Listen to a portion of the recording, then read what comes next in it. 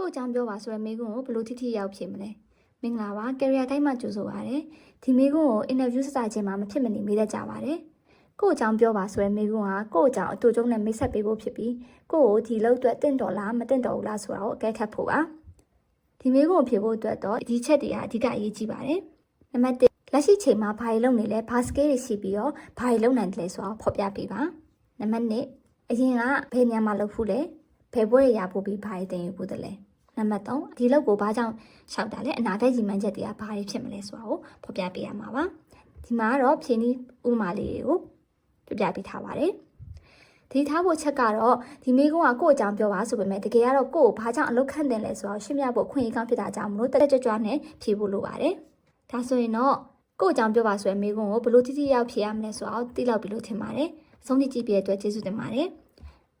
ဒီလိုလောက်ကနဲ့ပတ်သက်တဲ့အကြံဉာဏ်တွေကိုပုံမှန်မျှဝေပေးသွားမှာဖြစ်တဲ့အတွက် follow လုပ်ထားပေးဖို့မမေ့နဲ့နော်